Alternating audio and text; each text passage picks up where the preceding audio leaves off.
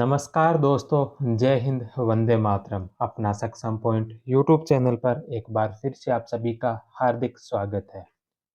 Ganpat Singh Rajpurohit sir की test series में आज 8वां टेस्ट और मिडल हिस्ट्री का आज तीसरा टेस्ट है, जिसके अंदर हम आज की इस टेस्ट का टॉपिक रहेगा मुगल साम्राज्य।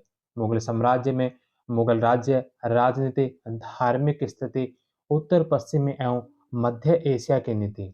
इसके अलावा मुगलों की प्रशासनिक व्यवस्था, जिसमें राज व्यवस्था, सैन्य प्रशासन, मनसबदारी और जागीरदारी। तो इस टॉपिक से संबंधित आज के इस टेस्ट में 100 क्वेश्चन होने वाले हैं। तो करते हैं आज के इस टेस्ट का सॉल्यूशन।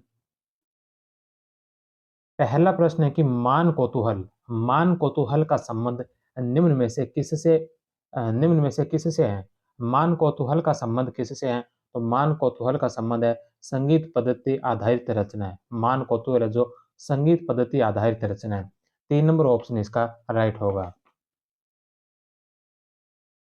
मान कौतूहल एक प्रकार की संगीत से संबंधित रचना है, जिसे ग्वालियर के राजा मानसिंह के तत्वाधान में तैयार किया गया था। इसमें मुसलमानों द्वारा भारतीय संगीत में दाखिल की गई सभी पद्धतियों का वर्णन है। नेक्स्ट क्वेश्चन है कि बाबर के संदर्भ में निम्नलिखित कथनों पर विचार कीजिए। बाबर से संबंधित 3 कथन दे रखे हैं। पहला है कि बाबर के अनुसार उसने बाजोर का किला जीतने हेतु बारूद का प्रयोग किया था, तो ये सही है। बाबर ने रूमी युक्ति रक्षा प्राचीर उस्मानियों से ग्रहण की थी। बाबर ने जो रूमी युक्ति है यह उस्मानियों से ग्रहण की थी, ये भी सत्य है। तीसरा है कि पानीपत की लड़ाई में उस्मानियाई तोपची उस्ताद अली और मुस्तफा बाबर के साथ है, तो तीनों ही ऑप्शन इसके राइट हैं। 4 नंबर ऑप्शन। बाबर के अनुसार उसने सर्वप्रथम बारूद का इस्तेमाल बाजोर का किला जीतने हेतु किया। यद्यपि भारत को बारूद की जानकारी थी, लेकिन उत्तर भारत में इसका इसका आम तौर पर उपयोग बाबर के आगमन पर ही शुरू हुआ। पानीपत की लड़ाई में दो उस्मानिया तोपची उस्ताद अली और मुस्तफा ने बाबर का साथ दिया था। पानीपत की लड़ाई में बाबर ने रक्षा प्राचीर का उपयोग किया। इस युक्ति को बाबर ने उस्मानिया रूमी युक्ति कहा, क्योंकि उस्मानियों ने ईरान के शाह इस्माइल के खिलाफ इस युक्ति का प्रयोग किया था। नेक्स्ट क्वेश्चन है कि निम्नलिखित बाबर के युद्ध अभियानों को कालक्रम अनुसार व्यवस्थित कीजिए। बाबर के जो अभियान है उनको कालक्रम अनुसार व्यवस्थित करना है। तो इसमें सबसे पहले नंबर पर है बाजोर व भेरा अभियान। बाजोर व भेरा जो अभियान किया था यह 1519 का है। दूसरा है सर ए पुल अभियान। सर ए पुल अभियान है जो 1501 ईस्वी का है। तीसरा है लाहौर व दीपालपुर अभियान। लाहौर व दीपालपुर का जो अभियान किया था यह 1524 का है। और चौथा है कंधार और काबुल अभियान। कंधार और काबुल अभियान है जो 1504 का है। तो इसमें सबसे पहले 2 नंबर आएगा सर ए कुल अभियान, उसके पश्चात कंधार और काबुल अभियान जो 1504 का है। तीसरे नंबर पर आएगा बाजोर और भेरा अभियान जो 1519 का है। और चौथे नंबर पर आएगा लाहौर व दीपालपुर अभियान जो 1524 का है। तो 2, 4, 1 और 3, 1 नंबर ऑप्शन। नेक्स्ट क्वेश्चन है कि अकबर द्वारा मानसिंह का निम्नलिखित किन मुगल प्रांतों का सूबेदार या राज्यपाल नियुक्त किया गया था? अकबर द्वारा मानसिंह को जो निम्नलिखित में से किन मुगल प्रांतों का सूबेदार या राज्यपाल नियुक्त किया था? तो मानसिंह को बंगाल का, काबुल का और बिहार का सूबेदार नियुक्त किया था। सबसे पहले काबुल का सूबेदार नियुक्त किया, काबुल के पश्चात बिहार का और बिहार के पश्चात जो बंगाल का सूबेदार नियुक्त किया था। गुजरात का सूबेदार नहीं बनाया था। तो कौन कौन से प्रांतों का सूबेदार बनाया? बंगाल, काबुल और बिहार। 1, 3 और 4। 1, 3 और 4, 3 नंबर ऑप्शन इसका राइट होगा। अकबर द्वारा मानसिंह को काबुल, बिहार तथा बंगाल की सूबेदारी दी गई। अकबर ने मानसिंह को 1580 से 87 ईस्वी तक अफगानों के विरुद्ध काबुल का सूबेदार बनाया। 1580 से 1594 ईस्वी तक बिहार का सूबेदार बनाया, जहां उसका कार्य स्थानीय जमींदारों के विद्रोह को दबाना था। 1594 में उसे बंगाल की सूबेदारी सौंपी गई। नेक्स्ट क्वेश्चन है कि समी, सादा और रेशमी मुगल काल में किसके प्रकार थे? तो समी, सादा और रेशमी जो कागज के प्रकार थे। रेशमी समझकर आप वस्त्र के प्रकार नहीं करना, ये कागज के प्रकार थे? समी, सादा और रेशमी जो कागज के प्रकार थे। 3 नंबर ऑप्शन। मुगल काल में बंगाल व गुजरात में कागज उद्योग प्रचलित था। समी, सादा और रेशमी जो कागजों के प्रकार थे। नेक्स्ट क्वेश्चन है कि औरंगजेब द्वारा मुगल साम्राज्य में नियुक्त किए गए अब मुहतसिब नामक अधिकारी के कर्तव्यों में से कौन सा शामिल नहीं है? मुहतसिब नामक अधिकारी के कर्तव्य में कौन सा शामिल नहीं है? तो मुहतसिब का कार्य माप तोल की निगरानी रखना था। यह देखना कि सार्वजनिक स्थलों पर मादक द्रव्यों का सेवन न हो सके, जुआ खानगरों व वेश्यावृत्ति को नियंत्रित करना। तो ये तीनों कार्य मुहतसिब के थे। लेकिन राज दरबार के दैनिक कार्यों का लेखा जोखा करना, राज दरबार के जो दैनिक कार्यों का लेखा जोखा करता था, उसके लिए जो अधिकारी का नियुक्त किया था वह था अवर जहां नवीस। अवर जहां नवीस है जो राज दरबार के दैनिक कार्यों का लेखा जोखा करता था। तो मोहसिब का यह कार्य नहीं था। 4 नंबर ऑप्शन। औरंगजेब द्वारा मुगल दरबार में मोहसिब नामक अधिकारी की नियुक्ति की गई। मोहसिब के प्रमुख कार्य माप और तौल की निगरानी रखना, सार्वजनिक स्थलों पर मादक द्रव्यों का सेवन को समाज में रोकना और जुआगरों व वेश्यावृत्ति को नियंत्रित करना। नेक्स्ट क्वेश्चन है कि मुगल कालीन मुजारियन शब्द का अर्थ क्या है? मुगल कालीन मुजारियन शब्द का अर्थ है कृषक। 1 नंबर ऑप्शन। मुगल कालीन भू राजस्व व्यवस्था में मुजारियन शब्द कृषक वर्ग के लिए प्रयोग में लिया था। इसे रेत या पालती भी कहा जाता है। यह साधारण कृषक या कृषक मजदूर था। नेक्स्ट क्वेश्चन है कि निम्न में से कौन सा सिक्का अकबर द्वारा नहीं चलाया गया? निम्न में से कौन सा सिक्का जो अकबर द्वारा नहीं चलाया गया था? तो निसार। निसार जो जहांगीर ने चलाया था। निसार जो सिक्का है यह जहांगीर के द्वारा चलाया गया था। इसके अलावा जलाली, इलाही और संसब ये तीनों जो अकबर के द्वारा चलाई गई मुद्राएं थी।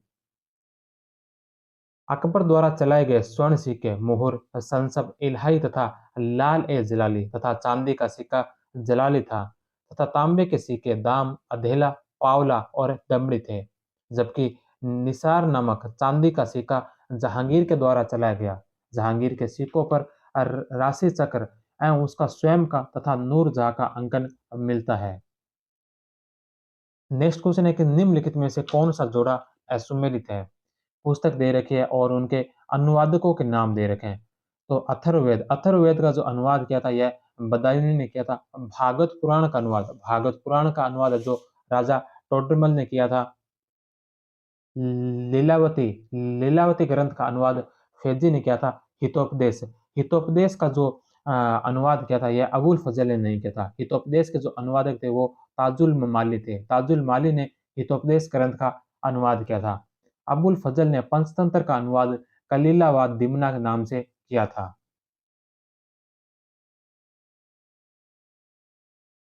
नेक्स्ट क्वेश्चन है कि दास्तान अमीर हमजा हमजनामा ग्रंथ के बारे में असत्य कथन बताइए। दास्ताना दास्तान अमीर हमजा या हमजनामा ग्रंथ के बारे में असत्य कथन बताना है। पहला है कि ये अरबी में लिखित तथा फारसी में अनुदित एक अर्ध पौराणिक महाकाव्य है। हमजनामा जो अरबी में लिखित तथा फारसी में अनुदित एक अर्ध पौराणिक महाकाव्य है, तो यह सही है। दूसरा कि यह 1400 चित्रित पृष्ठ तथा 17 जिल्दों में विभाजित है। इस पुस्तक को मीर सैयद अली के निरीक्षण में चित्रित किया गया तथा इसे पूर्ण ख्वाजा अब्बू समद ने किया था। तो ये ऑप्शन भी सही है। तो 1, 2, 3 सही है। चौथा ऑप्शन है कि हमजनामा के चित्रों पर कलाकारों के नामों का अंकन किया गया है। तो इस पर कलाकारों के नामों का अंकन नहीं मिलता है। 4 नंबर ऑप्शन इसका गलत है। तो इसमें असत्य कथन पूछा है, असत्य कथन है 4 नंबर। हमजनामा एक अरबी में लिखित तथा फारसी में अनुवादित एक अर्ध पौराणिक महाकाव्य है। अकबर ने इसे 12 खंडों ग्रंथों में विभाजित करवाया। इसके निर्माण में 100 चित्रकारों ने योगदान दिया। इसके निर्माण में कुल 15 वर्ष लगे। ये सारे चित्र लिनियन के कपड़े पर चित्रित है। हमजनामा के सभी चित्र अहस्तारित है तथा उन पर कलाकारों के नामों का अंकन नहीं किया गया है। नेक्स्ट क्वेश्चन है कि निम्नलिखित में से किस मुगल बादशाह ने जैन संत सिद्ध चंद्र को नादिर ए जमा की उपाधि दी थी? कौन से मुगल बादशाह ने जो जैन संत सिद्ध चंद्र है उनको नादिर ए जमा की उपाधि दी थी? तो यह दी थी जहांगीर ने। 2 नंबर ऑप्शन। जैन संत सिद्ध चंद्र को नादिर ए जमा की उपाधि मुगल बादशाह जहांगीर ने प्रदान की। जहांगीर ने रविवार, अकबर के जन्मदिन व बृहस्पतिवार अपने राज्यारोहण के दिन साम्राज्य में पशु वध को प्रतिबंधित कर दिया। जहांगीर ईसाई धर्म में भी दिलचस्पी लेता था। उसने पुर्तगाली पादरी फादर जेवियर से ईसाई धर्म की शिक्षा ग्रहण की थी। नेक्स्ट क्वेश्चन है कि औरंगजेब के समय में लिखी गई पुस्तक फतवा ए आलमगीरी का संबंध है। औरंगजेब के समय लिखी गई पुस्तक फतवा फतवा ए आलमगीरी का संबंध किससे है? तो यह कानून संहिता से संबंधित पुस्तक है। औरंगजेब के समय लिखी गई पुस्तक फतवा ए आलमगीरी का संबंध कानून संहिता से है। इस पुस्तक में राज्य कला, सामान्य नैतिकता, सैन्य रणनीति, आर्थिक नीति, न्याय और दंड पर एक शरीयत आधारित संकलन है। इस संकलन को व्यापक रूप से इस्लामी न्याय शास्त्र के क्षेत्र में सबसे अच्छी तरह से संगठित कार्यों में से एक माना जाता है। यह एक ऐतिहासिक कृति है जो मुगल बादशाह औरंगजेब के शासनकाल में विधिवेताओं के एक दल के द्वारा तैयार किया गया था। नेक्स्ट क्वेश्चन है कि निम्नलिखित में से कौन सा युग्म सुमेलित नहीं है? निम्नलिखित में से कौन सा युग्म है जो सुमेलित नहीं है? पहला कि तीर्थ यात्रा कर का उन्मूलन 1563 में किया, यह सही है। जजिया कर का उन्मूलन 1564 में किया, यह भी सत्य है। महैजर की उद्घोषणा 1582 में नहीं की थी, बल्कि यह की थी 1579 में। महैजर की जो उद्घोषणा की थी 1579 के अंदर की थी। 3 नंबर ऑप्शन इसका गलत है। चौथा, इबादत खाना की स्थापना 1575 में की थी, यह भी सही है। अकबर द्वारा महजर की घोषणा 2 सितंबर 1579 को की गई थी। इसको तैयार मुगल सम्राट अकबर के निर्देशन में शेख मुबारक द्वारा किया गया। इसमें अकबर ने स्वयं को मुस्लिम कानूनों का सर्वोच्च व्याख्याकार सरा ए व्याख्याकार घोषित किया। यह धार्मिक व भौतिक रूप से सत्ता को अपने हाथों में केंद्रित करने का विधिवत कार्य था।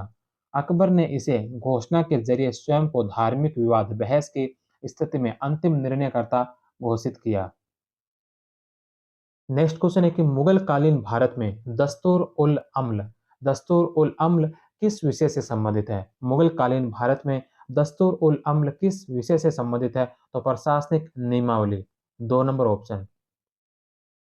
दस्तूर उल अम्ल की घोषणा अकबर द्वारा 1582 में की गई। यह नगद भू राजस्व से संबंधित था। दस्तूर में समय समय पर परिवर्तन होता था। नेक्स्ट क्वेश्चन है कि मुगल शासन के अंतर्गत प्रशासन का प्रत्येक ब्यौरा लिपिबद्ध किया जाता है। इसमें सिहा हुजूर था। सिहा हुजूर क्या था? तो यह दरबार की दिनचर्या की जानकारी रखने वाला। 2 नंबर ऑप्शन। मुगल शासन के अंतर्गत सिहा हुजूर का कार्य दरबार में प्रत्येक दिन की दिनचर्या का ब्यौरा प्रदान करना था। नेक्स्ट क्वेश्चन है कि दो सूचियों को सम्मिलित करना। एक तरफ मुगल शासकों के नाम है और दूसरी तरफ है जो मुगल मकबरे दे रखे हैं। सबसे पहले हुमायूं का मकबरा जो दिल्ली में है। दूसरा शेरशाह सूरी का मकबरा। शेरशाह सूरी का मकबरा सासाराम बिहार में है। तीसरा जहांगीर का मकबरा लाहौर पाकिस्तान में है। और चौथा है अकबर का मकबरा। तो अकबर का मकबरा जो सिकंदरा के अंदर है। तो इसमें राइट आंसर होगा 1, 3, 2 और 4। 1, 3, 2 और 4। 3 नंबर ऑप्शन। बाबर का मकबरा काबुल में, हुमायूं का मकबरा दिल्ली में, शेरशाह का मकबरा सासाराम में, जहांगीर का मकबरा लाहौर में, अकबर का मकबरा सिकंदरा में, औरंगजेब का मकबरा खुलादाबाद में। नेक्स्ट क्वेश्चन है मिलान कीजिए। पहला है कि राजगामिता कानून क्या था? इसके तहत संपत्ति शाही खजाने में जमा कर ली जाती थी। संपत्ति को शाही खजाने में जमा करने का जो कानून था उसे राजगामिता कानून कहा जाता था। जब मुगल काल में कोई व्यक्ति बिना उत्तराधिकारी के मर जाता था तो उसकी जो संपत्ति है वो शाही खजाने में जमा की जाती थी। उसे राजगामिता कानून कहा गया। दूसरा है नजर। नजर क्या है? तो बादशाह को दी जाने वाली नगद पेशकश को नजर कहा गया। तीसरा नियाज। नियाज है शहजादों द्वारा बादशाह को दिए गए उपहार। शहजादों द्वारा बादशाह को उपहार दिए गए उन्हें नियाज कहा गया। और चौथा है निसार। निसार जो है अमीरों द्वारा बादशाह को दिए गए उपहार। तो 2, 1, 4 और 3। 3 नंबर ऑप्शन। राजगामिता कानून मुगल काल में अगर कोई व्यक्ति बिना उत्तराधिकारी के मर जाता था तो उसकी संपत्ति शाही खजाने में जमा कर ली जाती थी। नजर बादशाह को दी जाने वाली नगद पेशकश नियाज नियाज जो है शहजादों द्वारा बादशाह को दिए गए उपहार और निसार अमीरों द्वारा बादशाह को दिए गए उपहार। नेक्स्ट क्वेश्चन है कि मुगल काल में शेर मंडल निम्नलिखित में से किससे संबंधित है? मुगल काल में शेर मंडल किससे संबंधित है? तो हुमायूं का पुस्तकालय शेर मंडल। 1 नंबर ऑप्शन। मुगल काल में हुमायूं एक ऐसा शासक था जिसने पुस्तकालय का निर्माण करवाया, उसे वह शेर मंडल कहता था। नेक्स्ट क्वेश्चन है कि मुगल काल में मन अकबरी क्या थी? मन अकबरी क्या थी? तो यह अकबरकालीन माप तोल की इकाई थी मन अकबरी। मुगल काल में भार के मापदंड इकाई स्थानीय मन एवं शेर के नाम से जानी जाती है। तौल का सबसे बड़ा पैमाना व भार का वैज्ञानिक आधार मन सामान्यतः 40 शेर के बराबर होता था। शेर अकबर के शासनकाल में शेर का तौल तांबे के सिक्कों यानी कि दाम की कुल संख्या के भार के आधार पर निश्चित होता था। नेक्स्ट क्वेश्चन है कि निम्नलिखित में से अकबर की विजयों के बारे में कालक्रम अनुसार व्यवस्थित कीजिए। अकबर की विजयों के बारे में कालक्रम अनुसार व्यवस्थित कीजिए। तो सबसे पहले नंबर पर है गोंडवाना। गोंडवाना की जो विजय की थी अकबर ने, यह की थी 1564 के अंदर। 1564 में गोंडवाना विजय की थी। कालिंजर विजय जो की थी यह 1569 में की थी। कंधार की जो विजय की थी यह 1595 में की थी। और चौथे नंबर पर असीरगढ़ जो अकबर के अंतिम विजय अभियान था, जो 1601 के अंदर किया गया था। तो ये चारों ही क्रम वाइज है, गोंडवाना, फिर कालिंजर, कंधार और असीरगढ़। 1 नंबर ऑप्शन इसका राइट होगा। गोंडवाना 1564, कालिंजर 1569, कंधार 1595, असीरगढ़ है जो 1601। अकबर का अंतिम युद्ध अभियान। नेक्स्ट क्वेश्चन है कि अकबर ने नकारा या नगाड़ा बजाने की विद्या किस संगीतज्ञ से सीखी थी?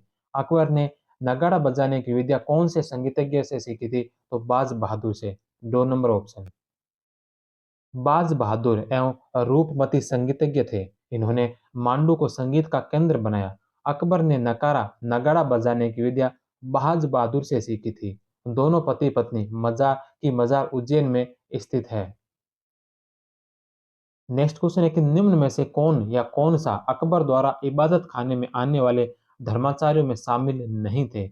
इबादत खाने में आने वाले धर्माचार्यों में शामिल कौन नहीं थे? तो हरिविजय सूरी, भानुचंद्र उपाध्याय, पुरुषोत्तम और देवी पंडित, दस्तूर मेहरजी राणा और एनरिक वेज, ये सारे इबादत खाने में शामिल हुए थे। लेकिन फादर स्टीवन ये जो इबादत खाने में शामिल नहीं हुए थे। तो 4 नंबर ऑप्शन है जो इसका गलत होगा।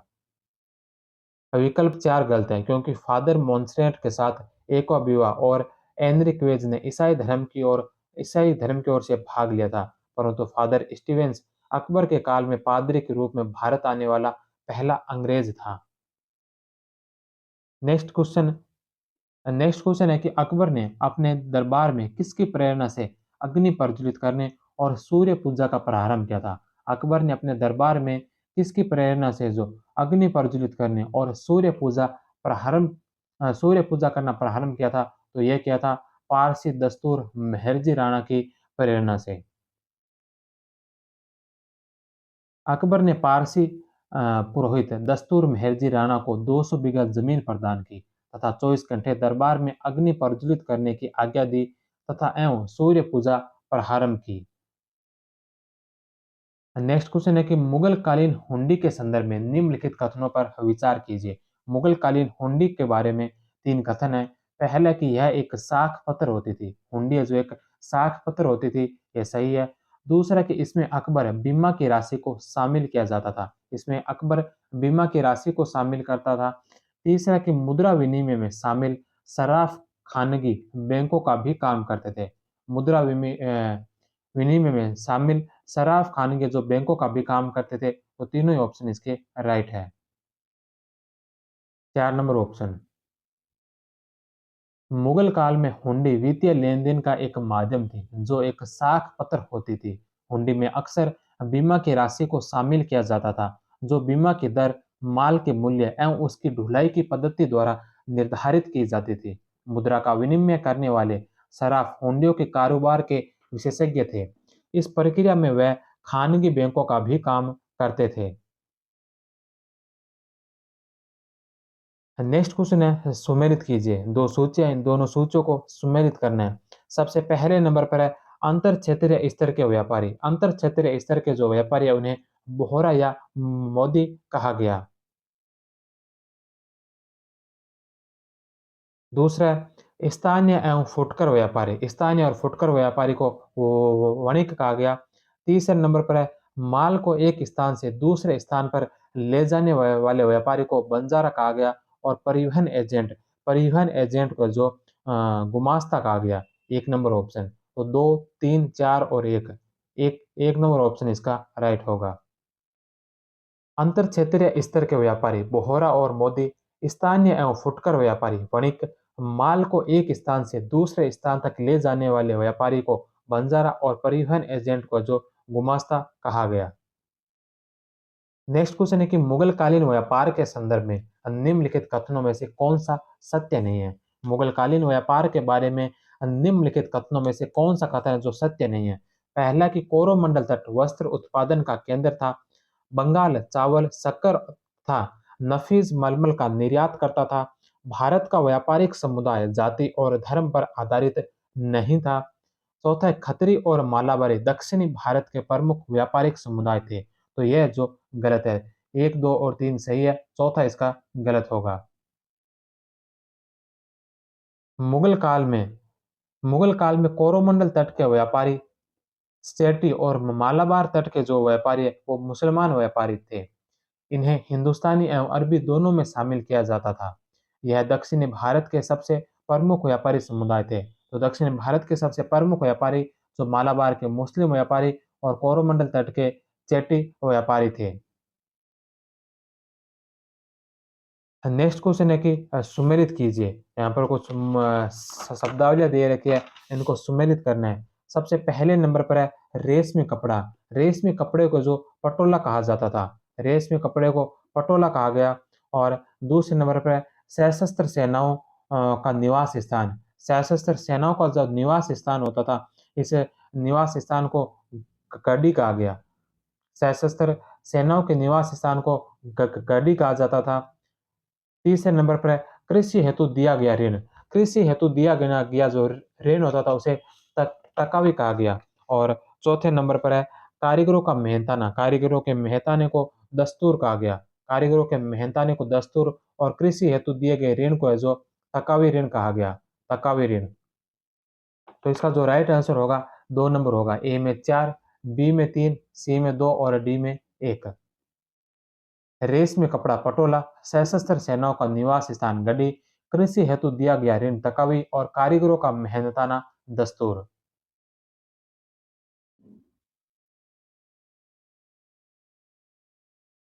नेक्स्ट क्वेश्चन है कि बुलंद दरवाजा के संदर्भ में निम्नलिखित कथनों पर विचार कीजिए। पहला कि इसमें इसे अकबर ने अपनी बंगाल विजय के उपलक्ष्य में बनाया था। तो बुलंद जो दरवाजा बनाया था यह बंगाल विजय के उपलक्ष्य में नहीं बल्कि यह गुजरात विजय के उपलक्ष्य में बनाया था। तो बुलंद दरवाजा गुजरात विजय के उपलक्ष्य में बना था। एक नंबर ऑप्शन इसका गलत है। इसमें प्रयुक्त शैली को अर्ध गुंबदीय दरवाजा शैली कहा जाता है। अर्ध गुंबदीय दरवाजा शैली में बना है, तो यह सही है। तीसरा ऑप्शन है कि अर्ध गुंबदीय शैली को मुगलों ने उज्बेकों से ग्रहण किया। तो मुगलों ने उज्बेकों से नहीं बल्कि ईरानियों से ग्रहण किया था। तो ईरानी लोगों से ग्रहण किया था अर्ध गुंबदीय शैली को। तीन नंबर ऑप्शन भी गलत है। चौथा है कि फतेहपुर सीकरी की इस इमारत में सर्वप्रथम संगमरमर का प्रयोग हुआ। तो सर्वप्रथम जो संगमरमर का प्रयोग हुआ था वह फतेहपुर सीकरी में स्थित जो शेख सलीम चिश्ती का मकबरा है उस मकबरे में प्रयोग हुआ था, ना कि इस बुलंद दरवाजे में। तो चार नंबर ऑप्शन भी इसमें गलत है। तो इसमें जो एक, तीन और चार गलत है और दो है जो इसका सही है। सत्य कथन बताना है केवल दो नंबर ऑप्शन। बुलंद दरवाजे का निर्माण अकबर द्वारा गुजरात विजय के उपलक्ष्य में जामा मंदिर के दक्षिणी द्वार पर 1602 में बुलंद दरवाजे का निर्माण करवाया। बुलंद दरवाजे में जिस शैली का प्रयोग हुआ है उसे अर्ध गुंबदीय दरवाजा शैली कहा गया। इस दरवाजे में इस दरवाजे में प्रयुक्त शैली को ईरान से मुगलों ने ग्रहण किया था, जो बाद में मुगलों की इमारतों की खास विशेषता बन गई। फतेहपुर स्थित शेख सलीम चिश्ती के मकबरे में सर्वप्रथम संगमरमर का प्रयोग किया गया था। नेक्स्ट क्वेश्चन है कि मुगल काल में पेट्राडूरा किससे संबंधित है? पेट्राडूरा किससे संबंधित है? तो संगमरमर पर था। अलंकृत सजावट की जो विधि थी, संगमरमर पर जो फूल पत्तियां बनाकर सजावट की जाती थी, उसे पेट्राडूरा वे शैली कहा गया। 3 नंबर ऑप्शन। जहांगीर के शासनकाल के अंतिम वर्षों में संगमरमर की इमारतें बनवाने और दीवारों को अर्ध मूल्यवान पत्थरों से बनी फूल पत्तियों आकृतियों से सजाने का चलन प्रारंभ हुआ था, जिसे पिएट्रा डूला डूरा कहते हैं। शाहजहां ने इसका प्रयोग ताजमहल में भी किया है।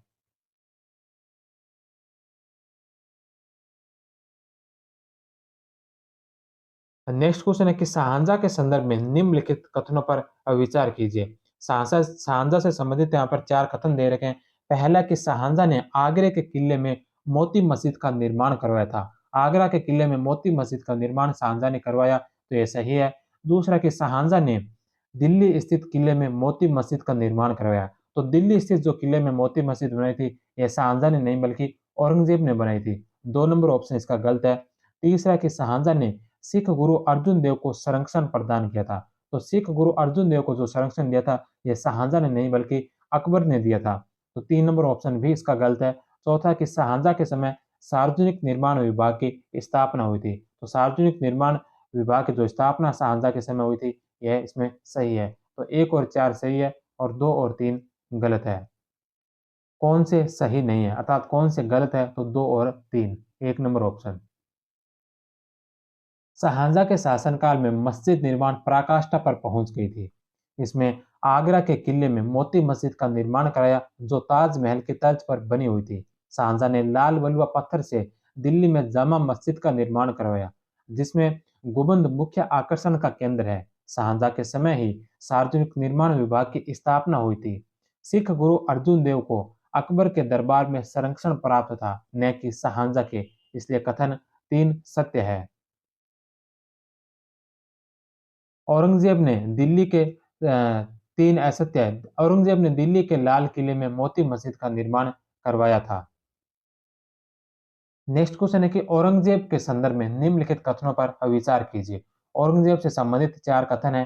पहला कि औरंगजेब ने कश्मीर से लेकर जिंजी तथा हिंदूकुश से लेकर चटगांव तक साम्राज्य का विस्तार किया था। उसने नौरोज के त्योहार तथा झरोका दर्शन की प्रथा पर प्रतिबंध लगाया था। औरंगजेब ने अपने क्षेत्रों में अवाब नाम का कर लगाया था। तो अवाब नाम का जो कर लगाया था, यह औरंगजेब ने नहीं लगाया था। 3 नंबर ऑप्शन इसका गलत है। चौथा कि इसने हनीफी कानून को अपनाया था। औरंगजेब ने हनीफी कानून को अपनाया था। तो 4 नंबर ऑप्शन इसका सही है। 1, 3 और 4 सही है। 1, 2 और 4 सही है और 3 है जो इसमें गलत है। 1, 2 और 4, 1 नंबर ऑप्शन। औरंगजेब ने लगभग 50 वर्षों तक शासन किया और उत्तर में कश्मीर से लेकर दक्षिण में जिंजी तक, पश्चिम में हिंदुकुश से लेकर पूर्व में चटगांव तक साम्राज्य का विस्तार किया। औरंगजेब ने नौरोज के त्योहार पर प्रतिबंध लगा दिया था, क्योंकि वह जरथुस्त्री रिवाज था, जिसका ईरान के सफावी शासक पालन करते थे। अकबर अकबर द्वारा प्रारंभ की गई जरोका प्रथा को औरंगजेब ने बंद करा दिया, क्योंकि इसे वह अंधविश्वासपूर्ण रिवाज और इस्लाम के विरुद्ध मानता था। औरंगजेब ने मुस्लिम कानून की हनीफी व्याख्या को अपनाया, जिसका पालन भारत में पारंपरिक रूप से किया जा रहा था। औरंगजेब ने अवबाब नाम का कर नहीं लगाया था। औरंगजेब ने इसके जरिए आमदनी के एक बड़े जरिए की इसलिए तिलांजलि दी, क्योंकि इसका प्रावधान शरह में नहीं था। उसने हिंदुओं पर जजिया कर लगाया था। नेक्स्ट क्वेश्चन है कि मुगल कालीन चित्रकला के संबंध में निम्नलिखित कथनों में से कौन से सत्य कथन है? पहला कि मुगल चित्रकला में दरबार के दृश्य शिकार व युद्ध के दृश्यों को चित्रित किया जाता था। मुगल चित्रकला में दरबार के दृश्यों को, शिकार व युद्ध को चित्रित किया जाता था। दूसरा कि जसवंत और दशावन अकबर के दरबार में प्रसिद्ध चित्रकार थे। जसवंत और दशावन जो अकबर के दरबार में प्रसिद्ध चित्रकार थे। जहांगीर के काल में मुगल चित्रकला फारसी कला से मुक्त हुई तथा यूरोपियन प्रभाव बढ़ता गया। जहांगीर के काल में ही मुरका एक गुलशन चित्रावली, मुरका एल्बम का आरंभ हुआ था। तो चारों ऑप्शन इसके राइट हैं। उपयुक्त सभी 4 नंबर ऑप्शन। मुगलों के चित्रकारी में नए विषयों का समावेश किया गया, जैसे दरबार के चित्र, शिकार के चित्र और युद्धों के दृश्यों को चित्रकारी में चित्रित करवाते थे। अकबर के दरबार में जसवंत, बसावन, तारानाथ, जगन्नाथ, लाल मुकुंद, नाहना, कान्हा भगवान के प्रमुख चित्रकार थे। जहांगीर के काल में मुगल चित्रकला फारसी कला से मुक्त हुई और यूरोपियन प्रभाव बढ़ता गया। जहांगीर के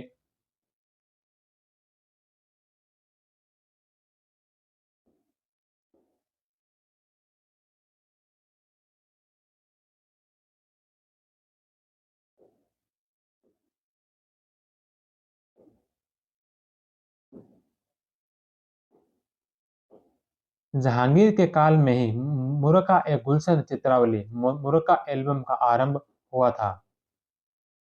नेक्स्ट क्वेश्चन है कि मथुरा का केशव राय मंदिर निम्नलिखित में से किसके द्वारा बनवाया गया? मथुरा का केशव राय मंदिर जो किसके द्वारा बनवाया गया था? तो वीर सिंह बुंदेला के द्वारा। 1 नंबर ऑप्शन। मथुरा के केशव राय मंदिर का निर्माण ओरछा के शासक वीर सिंह बुंदेला के द्वारा बनवाया गया था। नेक्स्ट क्वेश्चन है सूची 1 को सूची 2 से सुमेलित कीजिए। सबसे पहले नंबर पर है कुछ पुस्तकें हैं और सामने उनके लेखकों के नाम दे रखे हैं। चार चमन जो चंद्र भान की पुस्तक है। तारीख रसीदी का जो ग्रंथकार है वो है मिर्जा हैदर दोगलात। पातशाहनामा जो लिखा था, पातशाहनामा मोहम्मद वारिस के द्वारा लिखा गया।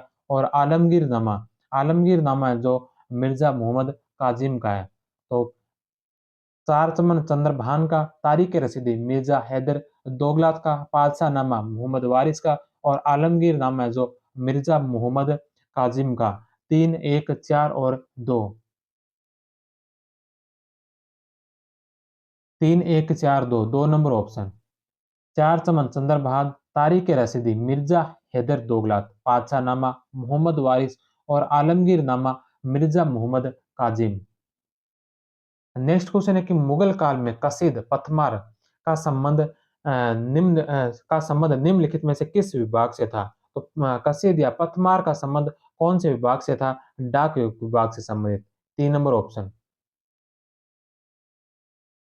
मुगल काल में कसीद या पथमार का संबंध डाक विभाग से था। इन्हें हरकारों के रूप में जाना जाता है। बांस के डिब्बों में लपेटकर रखे कागज को लेकर हरकारों के दल दिन रात दौड़ते रहते थे। सार्वजनिक समाचार के लिए पूरा साम्राज्य ऐसे ही तीव्र तीव्र सूचना तंत्रों से जुड़ा हुआ था।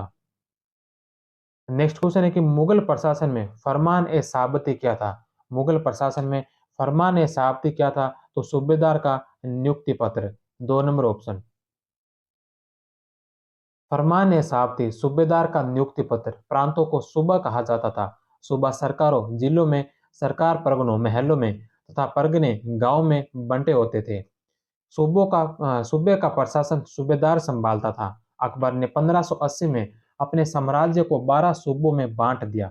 दक्षिण में बरार, खानदेश एवं अहमदनगर की विजय के बाद सूबों की संख्या अकबर के शासनकाल के अंत में 15 हो गई थी। नेक्स्ट क्वेश्चन है कि निम्नलिखित में से असुमेलित जोड़ा बताइए। असुमेलित जोड़ा कौन सा है? पहला है मीर ए तुजुक। मीर ए तुजुक यह धार्मिक उत्सवों और समारोह का प्रभारी था। दूसरा है मीर ए बर। मीर ए बर है जो वन विभाग का अधीक्षक था। तीसरा मुसद्दी। मुसद्दी राज्य का आय व्यय का लेखा जोखा रखना। मुसद्दी का कार्य आय व्यय का लेखा जोखा रखना नहीं, बल्कि मुसद्दी का कार्य होता था बंदरगाहों के प्रशासन की देखरेख करना। बंदरगाहों के प्रशासन की देखरेख करने वालों को मुसद्दी कहा जाता था। राज्य के आय व्यय का जो लेखा जोखा रखता था उसे मुशरिफ कहा गया। राज्य के आय व्यय के लेखा जोखा रखने वाले को मुशरिफ कहा जाता था। 3 नंबर ऑप्शन इसका गलत है। चौथा है सफीर। सफीर है जो पड़ोसी राज्यों के राजदूत। पड़ोसी राज्यों के राजदूत को सफीर कहा गया। तो इसमें असुमेलित 3 नंबर ऑप्शन। मसूदी या शाहबंदर बंदरगाह के प्रशासन की देखरेख करता था। मुशर्रिफ मुशर्रिफ यह राज्य की आय व्यय का लेखा जोखा रखता था। मुस्तोफी यह मुशर्रिफ द्वारा तैयार रिकॉर्ड की जांच करते थे। एलची यह यूरोपीय राजदूत थे। और अवर जहानवीस है जो दरबार के सैनिक खर्चे का लेखा जोखा रखता था। नेक्स्ट क्वेश्चन है कि निम्नलिखित युग्मों पर विचार कीजिए, इनमें से कौन सा सुमेलित है। पहला कॉर्निस। कॉर्निस जो होता था दाएं हाथ की तलहटी से, दाएं हाथ की तलहटी को ललाट पर रखकर आगे की ओर झुकाने को कॉर्निस कहा गया। दूसरा चार तस्लीम, दंडत होकर पैरों को चूमना। तो चार तस्मीर तस्लीम में जो दंडत होकर पैरों को चूमना नहीं था, 2 नंबर इसका गलत है। तीसरा सिजदा। सिजदा जो दंडवत लेटना सिजदा कहलाता था।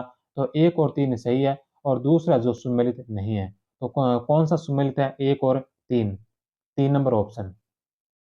कॉर्निश औपचारिक अभिवादन का एक तरीका था जिसमें दाएं हाथ की तलहटी को ललाट पर रखकर आगे की ओर सिर झुकाते थे। दूसरा चार तस्लीम, इसमें दाएं हाथ को जमीन पर रखने से शुरू करते थे। तलहटी ऊपर की ओर होती थी। इसके बाद हाथ को धीरे धीरे उठाते हुए व्यक्ति खड़ा होता था तथा तलहटी को सिर के ऊपर रखता था। ऐसे ऐसी तस्लीम 4 बार होती थी। सिजदा आत्मनिवेदन का उच्चतम रूप सिजदा या दंडवत लेटना था। शाहजहां के शासनकाल में सिजदा जैसे तरीकों के स्थान पर चार तस्लीम एवं जमी बोसी जमीन चूमना के तरीके अपनाए गए। नेक्स्ट क्वेश्चन है कि कंधार के संबंध में निम्नलिखित कथनों पर विचार कीजिए। कंधार के संबंध में निम्नलिखित कथनों पर विचार कीजिए। पहला कि कंधार कंधार सफाविदों और मुगलों के बीच द्वंद्व का कारण था। कंधार जो सफाविदों और मुगलों के बीच द्वंद्व का कारण था। कंधार का किला नगर जो आरंभ में हुमायूं के अधिकार में था। अपने शासनकाल में अकबर ने भी इस पर अधिकार स्थापित किया था। शाहजहां के काल में कंधार मुगलों के हाथों से निकल गया था। तो चारों ऑप्शन इसके राइट है। 1 नंबर ऑप्शन है 1, 2, 3, 4। कंधार सफाविदों और मुगलों के बीच द्वंद्व का कारण था। कंधार का किला नगर आरंभ में हुमायूं के अधिकार में था। 1595 में अकबर ने भी कंधार पर अधिकार किया। शाहजहां के काल में कंधार मुगलों के हाथों से निकल गया था। नेक्स्ट क्वेश्चन है कि अकबर ने निम्नलिखित किस राजपूत राजा के साथ वैवाहिक संबंध नहीं स्थापित किए थे। कौन से राजा के साथ वैवाहिक संबंध स्थापित नहीं किए थे। तो बीकानेर के शासक कल्याणमल। बीकानेर के शासक कल्याणमल की पुत्री से अकबर ने विवाह किया था। जैसलमेर के शासक मूलराज भाटी। तो जैसलमेर के शासक मूलराज भाटी से नहीं बल्कि जैसलमेर के शासक हरराय जैसलमेर के शासक हरराय की पुत्री से जो अकबर ने विवाह किया था। मारवाड़ के शासक मोटा राजा उदय सिंह से भी की पुत्री से भी अकबर ने अकबर के पुत्र जहांगीर का विवाह किया था। और आमेर के शासक भारमल की पुत्री हरकाबाई से भी अकबर ने विवाह किया था। तो 1, 3 और 4 सही है। दूसरा जैसलमेर के शासक मूलराज भाटी नहीं बल्कि हरराय भाटी की पुत्री से विवाह किया था। अकबर ने राजपूत नीति द्वारा साम्राज्य के लिए मजबूत आधार प्राप्त किया। अकबर की राजपूत नीति के मुख्य तत्व थे राजपूतों के साथ वैवाहिक संबंध, राजपूत रियासतों को पूर्ण आंतरिक स्वतंत्रता व सुरक्षा, राजपूत प्रमुखों की मनसबदारी तथा गवर्नरों के रूप में नियुक्ति। और अकबर द्वारा स्थापित किए गए वैवाहिक संबंध इस प्रकार है। आमेर के शासक कछुआ भारमल से, मारवाड़ मारवाड़ के शासक मोटा राजा उदय सिंह से, बीकानेर के शासक कल्याणमल से और जैसलमेर के शासक हरराय से। अकबर ने अपने किस विजय अभियान के तहत निर्दोष नागरिकों की हत्या करवाई थी। तो चित्तौड़ विजय के तहत। चित्तौड़ विजय करने के पश्चात वहां के 30,000 से अधिक निर्दोष नागरिकों को की हत्या करवाई थी। 4 नंबर ऑप्शन। 1567-68 में चित्तौड़ अभियान अकबर द्वारा किया गया। इस विजय अभियान के तहत मेवाड़ के शासक उदय सिंह के दो सेनानायक जयमल व फतेह ने अपूर्व साहस का परिचय दिया। 1568 ईस्वी में चित्तौड़ दुर्ग में फूल कंवर के नेतृत्व में जौहर हुआ। चित्तौड़ का किला जीतने के बाद अकबर ने किले में कत्ले-आम कराया, जो अकबर के जीवन का कलंक है। यह पहला व आखिरी अवसर था जब अकबर ने निर्दोष नागरिकों की हत्या करवाई थी। नेक्स्ट क्वेश्चन है कि अकबर ने किस विजय के उपलक्ष्य में बाज के अंकन वाला स्वर्ण सिक्का चलाया था? कौन से विजय के उपलक्ष्य में जो बाज के अंकन का स्वर्ण सिक्का चलाया था? तो असीरगढ़ विजय के उपलक्ष्य में। अकबर की अंतिम विजय 1601 ईस्वी में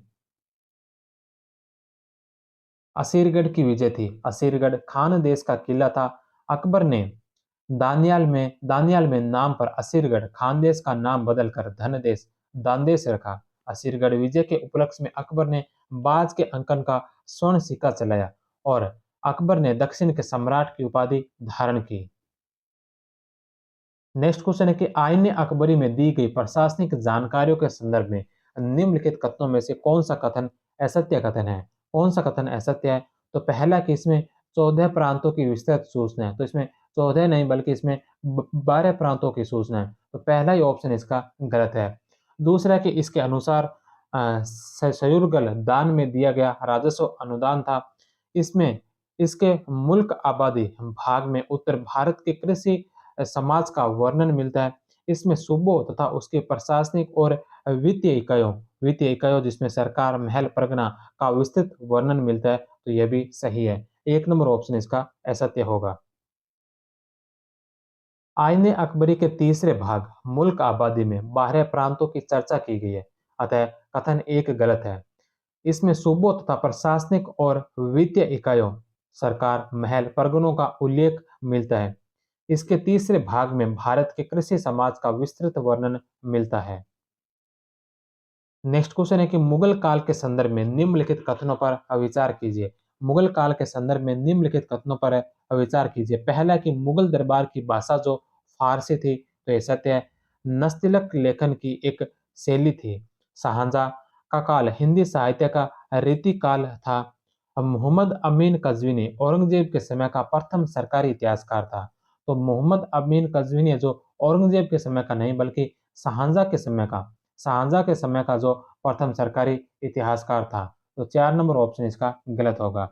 1, 2 और 3 सही है।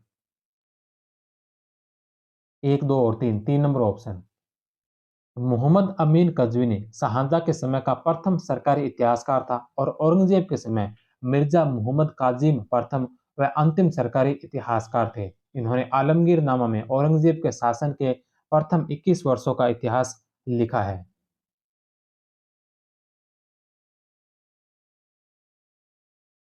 The Great Firm Theory of the Decline of the Mughal Empire. The Great Firm Theory of the Decline of the Mughal Empire के लेखक कौन थे? केरेन लियोनार्ड। 3 number option. केरेन लियोनार्ड ने अपनी पुस्तक द ग्रेट फर्म थ्योरी में मुगल साम्राज्य के पतन के कारणों की चर्चा की है। इसमें वे बताते हैं कि 18वीं शताब्दी में परंपरागत रूप से गैर राजनीतिक समझा जाने वाला समुदाय राजनीति में हिस्सा लेने लगा। नेक्स्ट क्वेश्चन है कि निम्न में से कौन सी विशेषता या विशेषताएं जहांगीर के शासनकाल में चित्रकारी के क्षेत्र से मेल खाती है? तो कौन सी विशेषताएं जो जहांगीर के शासनकाल में चित्रकारी से मेल खाती है? तो पहली है कि मंसूर जानवरों और फूलों के चित्र बनाने में निपुण था। मंसूर है जो जानवरों और फूलों के चित्र बनाने में निपुण था। अबुल हसन एक छवि चित्रकार था और गोवर्धन साधु संतों, संगीतज्ञों और फकीरों के चित्र बनाने में निपुण था। तो तीनों ही ऑप्शन इसके राइट है।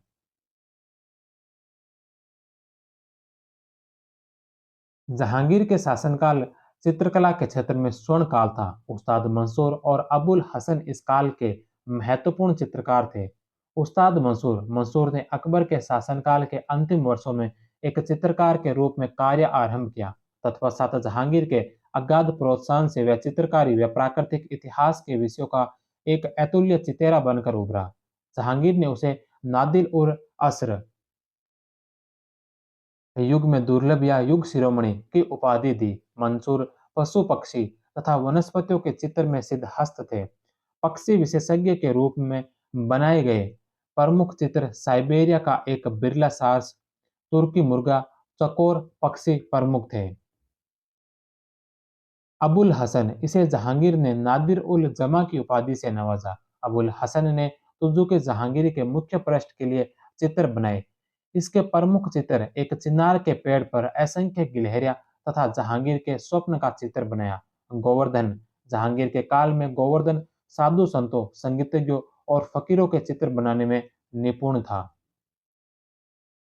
नेक्स्ट क्वेश्चन है कि निम्न में से कौन सा या कौन सी मुगल कालीन स्थापत्य फतेहपुर सीकरी में स्थित नहीं है। निम्नलिखित में से कौन सा या कौन सी मुगल कालीन स्थापत्य है जो फतेहपुर सीकरी में स्थित नहीं है। Moti Masjid, 3 number option. मोती मस्जिद 1654 ईस्वी में निर्मित। यह इमारत आगरा के किले में स्थित है। शाहजहां ने इस इमारत का निर्माण जहांआरा के सम्मान में करवाया। यह पूर्णतः संगमरमर से निर्मित इमारत है। फतेहपुर सीकरी में निर्मित अकबर की इमारतें दीवाने आम, दीवाने खास, जोधाबाई का महल, तुर्की सुल्ताना का महल, पंच महल, बिरबल का महल, मरियम का महल, जामा मस्जिद, बुलंद दरवाजा, शेख सलीम चिश्ती का मकबरा और इस्लाम खां का मकबरा। नेक्स्ट क्वेश्चन है कि वह हिंदू चित्रकार था। वह कौन सा हिंदू चित्रकार था जो जहांगीर द्वारा ईरान के राज दरबार में शाह अब्बास प्रथम के छायाचित्र बनाने के लिए भेजा गया था। जहांगीर द्वारा ईरान के राज दरबार शाह अब्बास प्रथम के छायाचित्र बनाने के लिए कौन से हिंदू चित्रकार को भेजा गया था, तो वह हिंदू चित्रकार था बिशन दास। बिशन दास जहांगीर के समय अग्रणी चित्रकार था। बिशन दास छवि चित्र, मानव आकृति के चित्रांकन में विशेषज्ञ था। मनुष्य आकृति का अंकन जहांगीर के काल में चरमोत्कर्ष पर पहुंच गया। जहांगीर ने बिशन दास को अपने दूत खान आलम के साथ फारस के शाह अब्बास प्रथम के दरबार में शाह व उसके परिवार का चित्र बनाकर लाने के लिए भेजा था। नेक्स्ट क्वेश्चन है कि औरंगजेब द्वारा सफेद संगमरमर में बनाई मस्जिद का क्या नाम था। औरंगजेब द्वारा सफेद संगमरमर में बनाई गई मस्जिद का क्या नाम था। लाल किले की मोती मस्जिद, 2 नंबर ऑप्शन। औरंगजेब के काल में मुगल स्थापत्य कला पतन की ओर अग्रसर हुई। इस काल की प्रमुख इमारतें दिल्ली के लाल किले में पूर्ण संगमरमर से बनी मोती मस्जिद, लाहौर की बादशाही मस्जिद, रबिया उद दुरानी का मकबरा और उज्जैन के पास फतेहाबाद की मस्जिद, लद्दाख में मुगल मस्जिद का निर्माण। निम्न में से कौन सा जोड़ा असुमेलित है। निम्न में से कौन सा जोड़ा असुमेलित है, तो हरि विजय सूरी की जो उपाधि थी वह जगत गुरु उपाधि थी, यह सही है। जिनचंद्र सूरी की उपाधि युग प्रदान थी। लाल खां की उपाधि कवि पीरिया जो लाल खां की उपाधि नहीं थी बल्कि कवि पीरिया जो उपाधि थी यह बीरबल की उपाधि थी। बीरबल की उपाधि थी कवि पीरिया।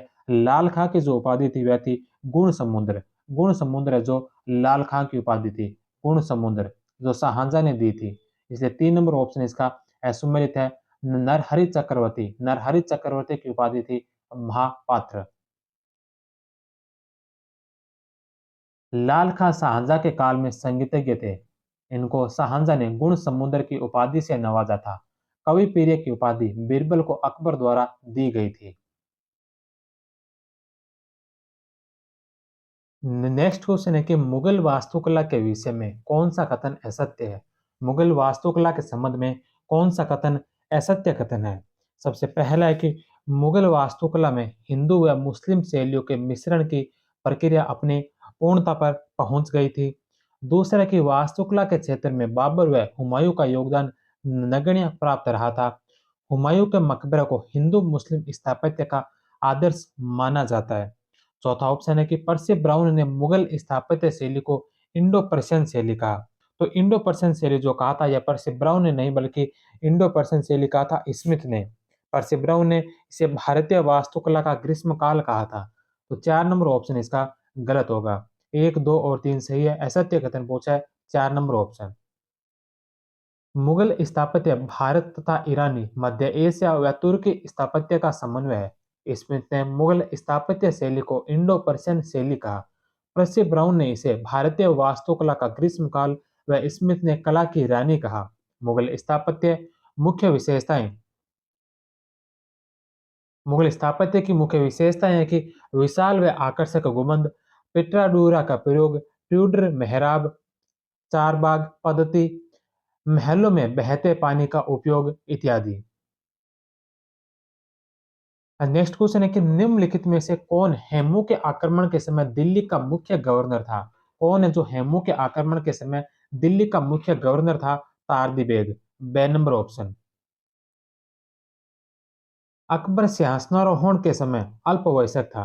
उसके संरक्षक के रूप में बैरम खान ने उसे संरक्षण प्रदान किया। उसके सबसे बड़े विरोधियों में मोहम्मद आदिल शाह का हिंदू प्रधानमंत्री हेमू था। हुमायूं की मृत्यु के पश्चात हेमू ने आगरा पर कब्जा जमा लिया। 7 अक्टूबर 1556 को दिल्ली के गवर्नर तारदी बेग व हेमू के मध्य तुगलकाबाद की लड़ाई हुई, जिसमें तारगी बेग पराजित हुआ। नेक्स्ट क्वेश्चन है कि शाहजहां व दारा के पक्ष में जोधपुर के महाराजा जसवंत सिंह ने औरंगजेब के विरुद्ध कौन सी लड़ाई लड़ी? शाहजहां व दारा के पक्ष में जोधपुर के महाराजा जसवंत सिंह ने औरंगजेब के विरुद्ध कौन सी लड़ाई लड़ी थी? तो यह था धर्मत का युद्ध, जो 1658 का धर्मत का युद्ध। 4 नंबर ऑप्शन। धर्मत का युद्ध 16 अप्रैल 1658। इस युद्ध में जसवंत सिंह ने दारा सिखों की ओर से औरंगजेब व मुराद के विरुद्ध धर्मत का युद्ध लड़ा, जिसमें जसवंत सिंह व कासिम खान के नेतृत्व वाली शाही सेना पराजित हुई। धर्मत विजय की स्मृति में औरंगजेब ने फतेहाबाद नगर की स्थापना की थी। नेक्स्ट क्वेश्चन है कि मनसब में वतन जागीर का अर्थ क्या है? मनसब में वतन जागीर का अर्थ क्या है? वंशानुगत गैर स्थानांतरित जागीर। 2 नंबर ऑप्शन। वतन जागीर जब कोई राजपूत राजा शाही सेवा में ले लिया जाता था, तो उसे उसके मनसब के आधार पर निर्धारित वेतन के बदले उनके पैतृक राज्य से जो भूमि दी जाती थी, उसे वतन जागीर कहा जाता था। वतन जागीर मूलतः तनख्वाह जागीर होती थी। इसकी अनुमानित आय मनसब के निर्धारित वेतन का एक भाग होती थी। वतन जागीर साधारण तनख्वाह जागीर की तरह हस्तांतरित नहीं होती थी और वास्तव में वंशानुगत थी। नेक्स्ट क्वेश्चन है कि सूची एक को सूची दो से सुमेलित कीजिए। यहाँ पर कुछ भूमियों के प्रकार दे रखे हैं। सबसे पहले शायर हासिल जागीर। शायर हासिल जागीर है, जो सर्वाधिक आय वाली जागीर होती थी, उसे शायर हासिल जागीर कहा जाता था। दूसरे नंबर पर है पाए बाकी। पाए बाकी जो जागीर में देने के लिए सुरक्षित भूमि होती थी, उसे पाए बाकी कहा जाता था।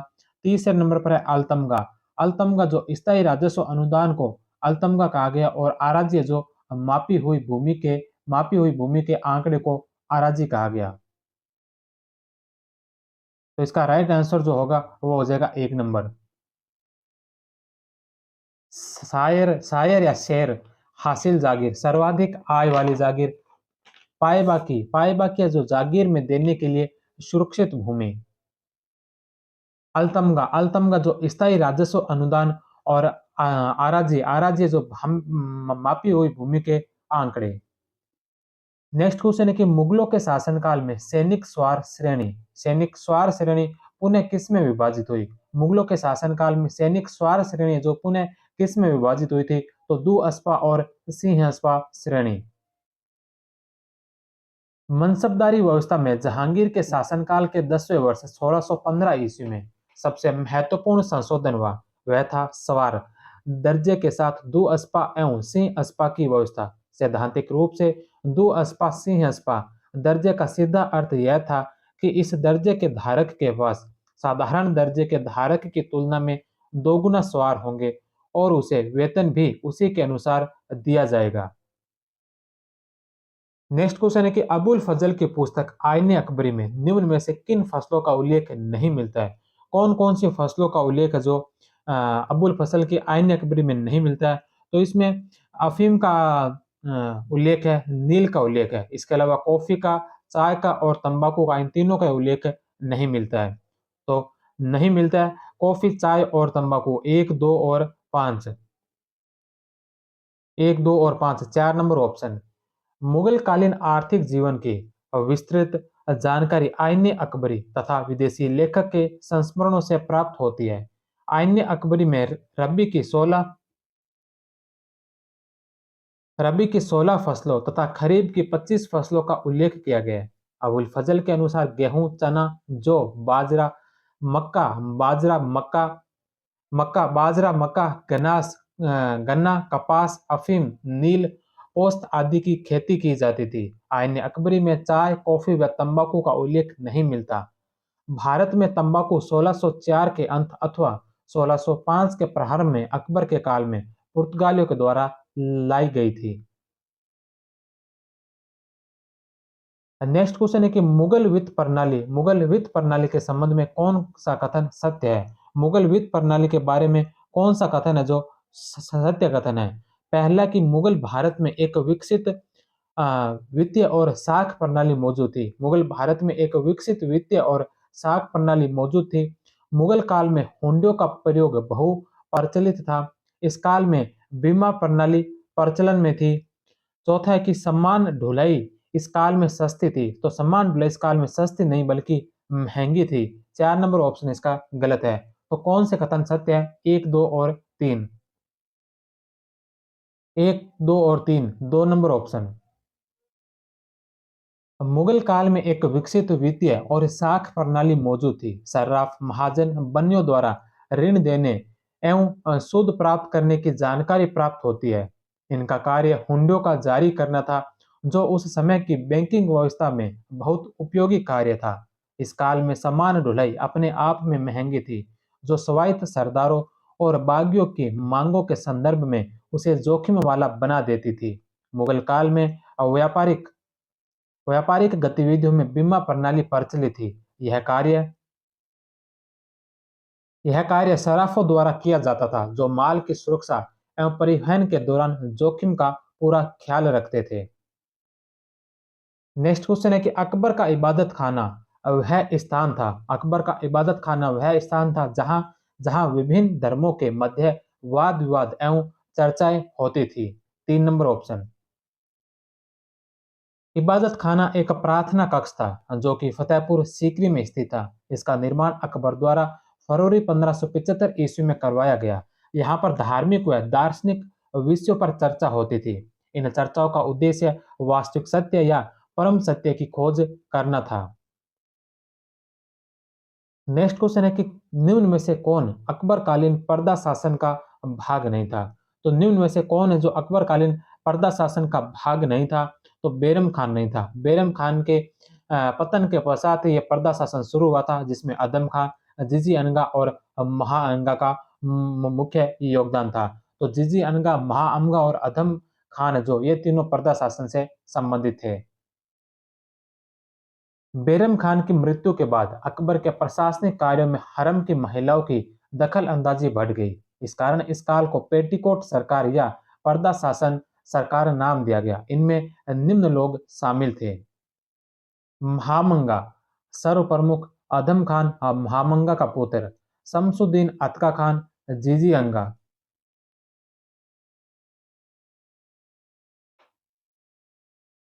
नेक्स्ट क्वेश्चन है कि निम्न में से किसने जहांगीर के विरुद्ध विद्रोह किया था? तो जहांगीर के विरुद्ध विद्रोह किसने किया था? तो जहांगीर के विरुद्ध विद्रोह किया था खुर्रम ने, इसके अलावा महावत खान ने और खुसरो ने। आसफ खान ने जो विद्रोह किया था यह अकबर के समय किया था, ना कि जहांगीर के समय। तो जहांगीर के समय विरोध करने वाले में खुर्रम, महावत खान और खुसरो। एक, दो और चार, 3 नंबर ऑप्शन।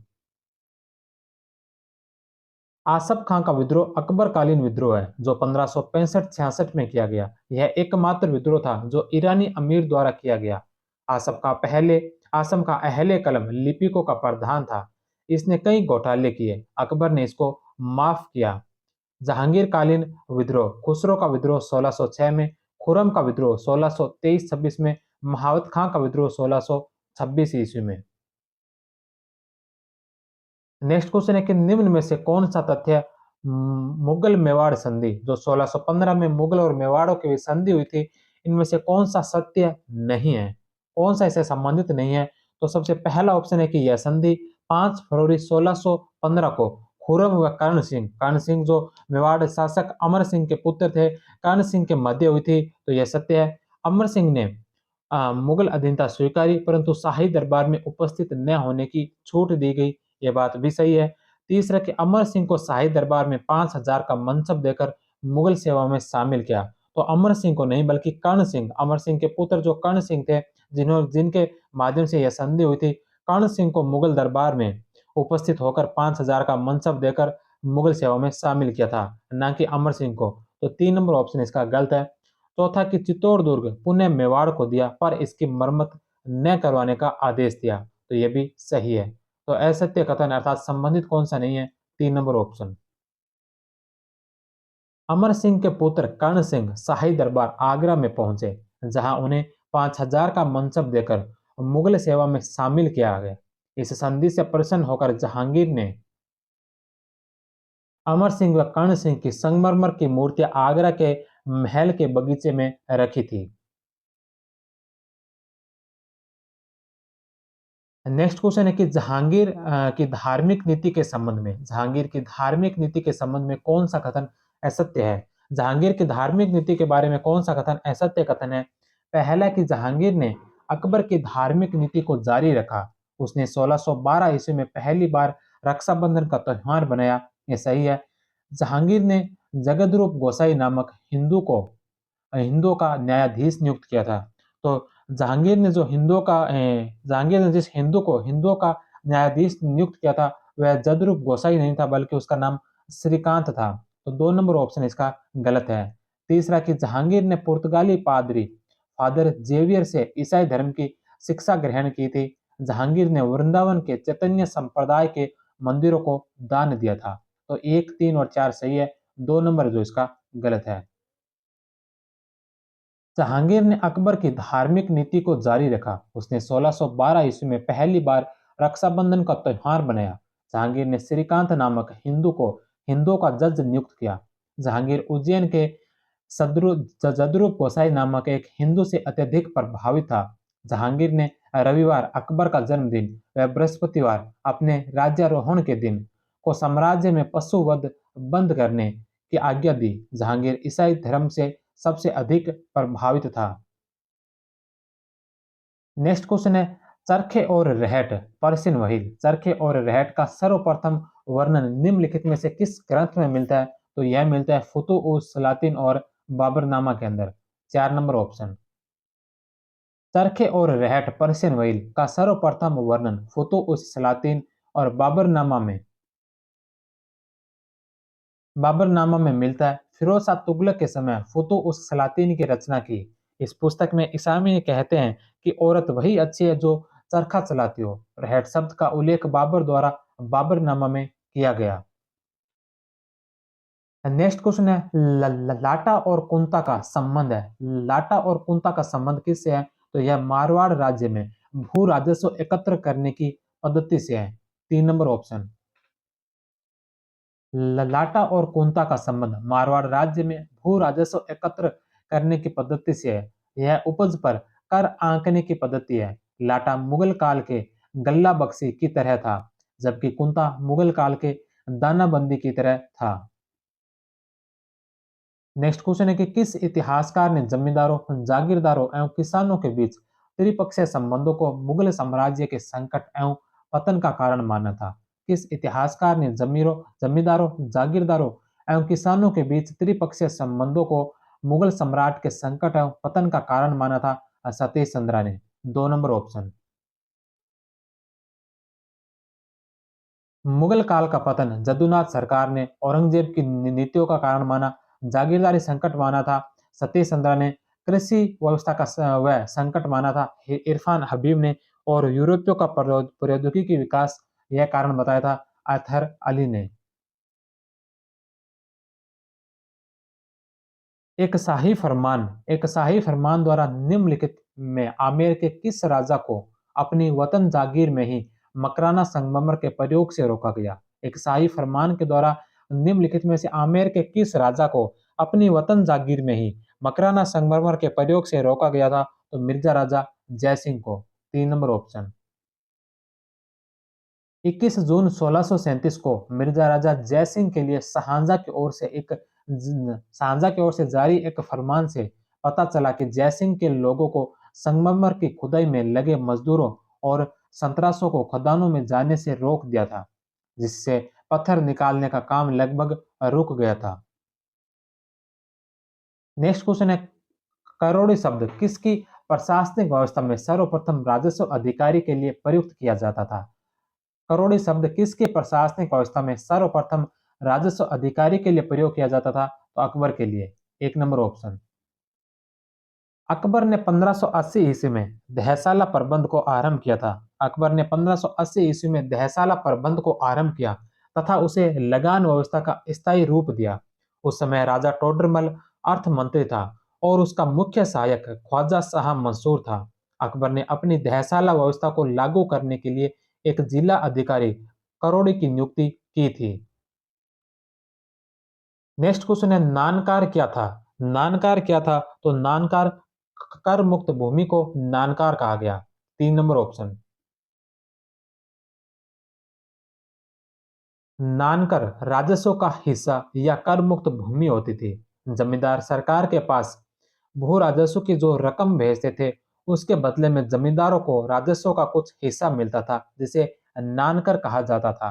अबुल फजल के अनुसार कानून को द्वारा वसूल किए गए लगान का 1% जो इसे दस्तूरी के रूप में मिलता था उसे नानकर कहा जाता था। नेक्स्ट क्वेश्चन है कि जहांगीर के काल में तकात और तमगा क्या थे? जहांगीर के काल में तकात और तमगा क्या थे? नदी मार्ग से लिया जाने वाला चुंगी कर। चार नंबर ऑप्शन। जहांगीर के काल में तकात, तमगा और मीर बहरी एक कर थे जिसका संबंध नदी मार्ग की चुंगी से था। किसी भी वस्तु का नाव के माध्यम से आवागमन किया जाता था तो उस पर एक निश्चित मात्रा में कर देना अनिवार्य था। जहांगीर ने 12 अध्यादेश जारी किए जिसमें एक था तकात, तमगा एवं मीर बहरी कर को हटा दिए जाने या समाप्त कर दिया जाए। नेक्स्ट क्वेश्चन है कि निम्नलिखित में से कौन सा युग्म सुमेलित नहीं है?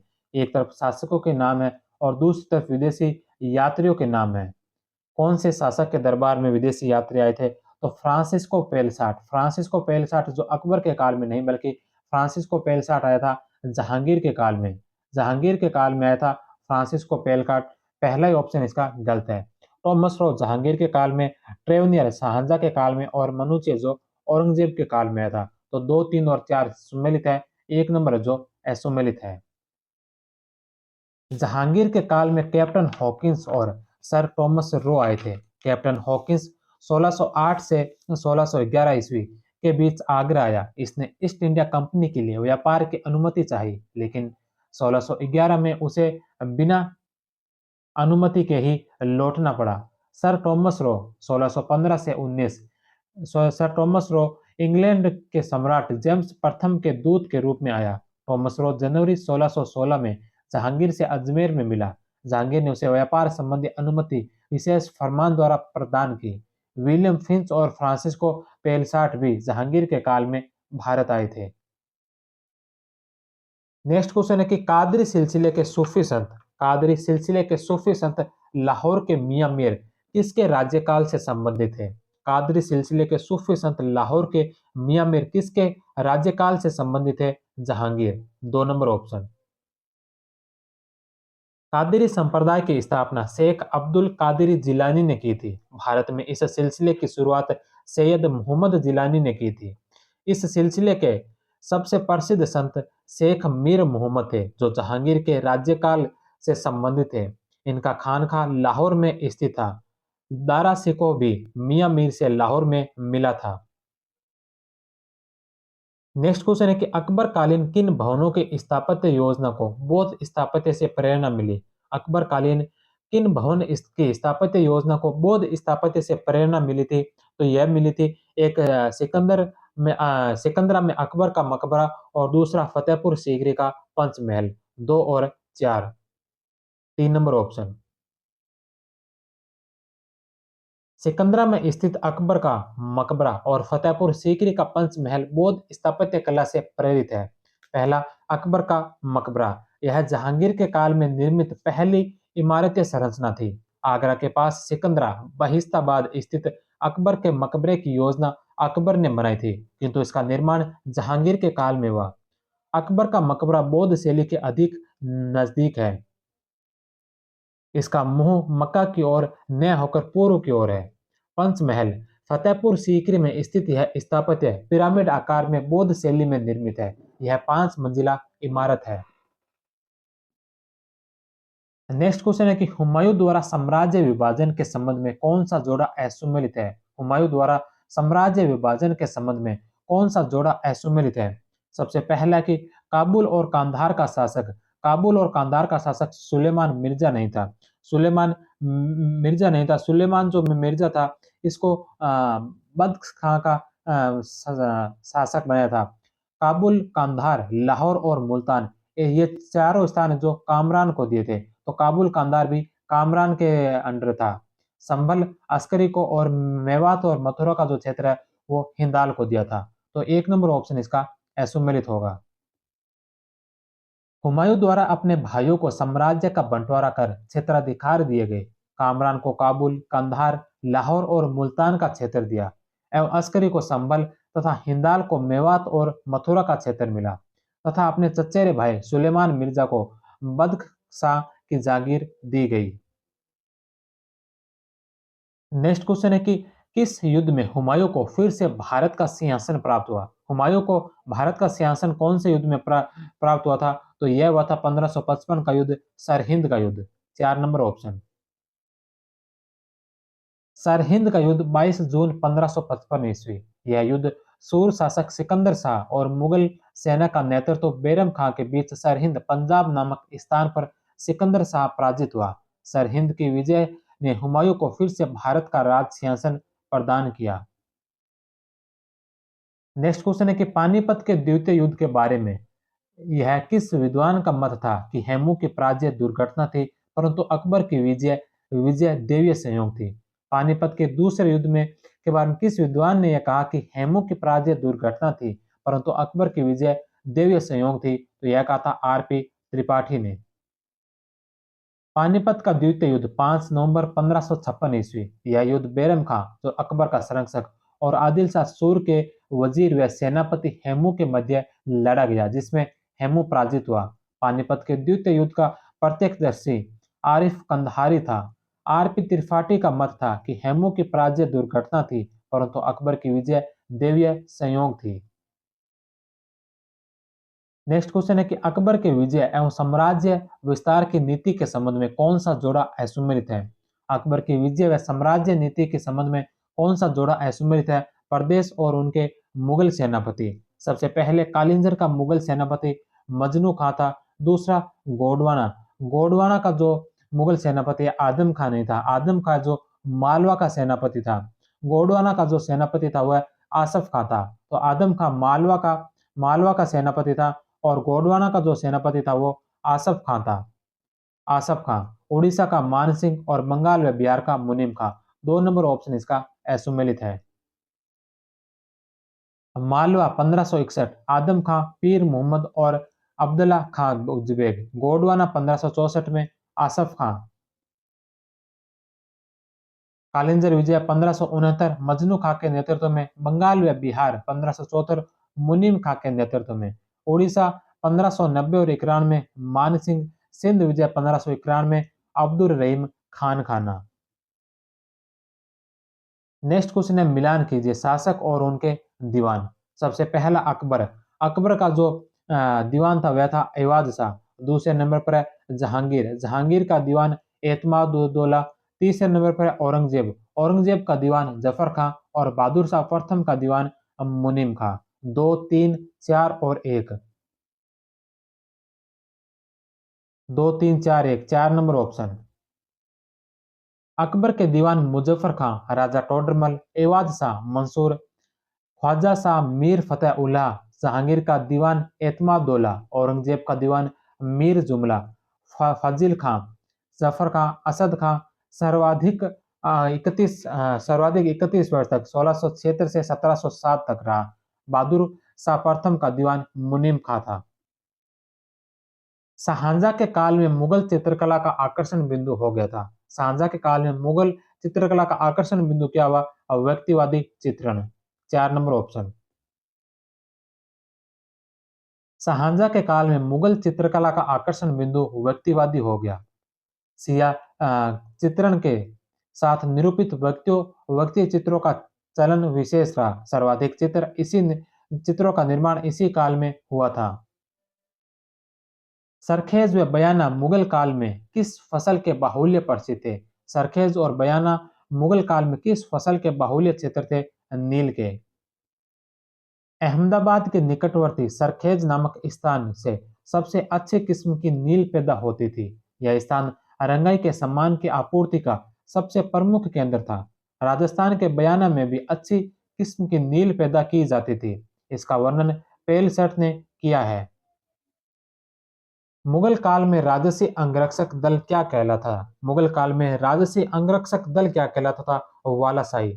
4 नंबर ऑप्शन। मुगल बादशाह कुछ विशेष प्रकार के स्वार रखता था जो अहदी कहलाते थे। इन अहदियों को अभिजात सैनिक कहा जाता था और वे अन्य सैनिकों से अधिक वेतन पाते थे। अहदियों को सीधे बादशाह द्वारा भर्ती किया जाता था। मुगल काल में राजसी अंगरक्षकों का दल वालाशाही कहलाता था। पैदल सैनिक पियादगान कहे जाते थे। पियादों का समूह मिला जुला होता था जिसमें बंदूकची, कुली, चाकर, संदेशवाहक, तलवार राज, गुलाम आदि शामिल होते थे। नेक्स्ट क्वेश्चन है कि महाराणा जयसिंह के साथ औरंगजेब द्वारा संधि 1681 की जो औरंगजेब के द्वारा जो संधि हुई थी, इनमें निम्न में से कौन सी शर्त नहीं थी? पहली है कि संधि के परिणाम स्वरूप कोपुर, मांडल और बदनौर जजिया के बदले मुगलों को सौंप दिए जाएंगे, तो ये सत्य है। दूसरा कि चित्तौड़ दुर्ग की मरम्मत न करवाने और राठौड़ों को समर्थन न देने का वचन किया था, यह बात भी सही है। तीसरा कि डूंगरपुर देवलिया परगने महाराणा जयसिंह को लौटा दिए, तो डूंगरपुर देवलिया परगने जो महाराणा जयसिंह को लौटा ही नहीं बल्कि जयसिंह से छीने गए थे। 3 नंबर ऑप्शन इसका गलत है। और चौथा कि जयसिंह को 5000 मनसब दिया जाना सुनिश्चित हुआ, यह भी सत्य है। तो असत्य है 3 नंबर ऑप्शन। सितंबर 1680 में राणा राज सिंह की मृत्यु हो गई।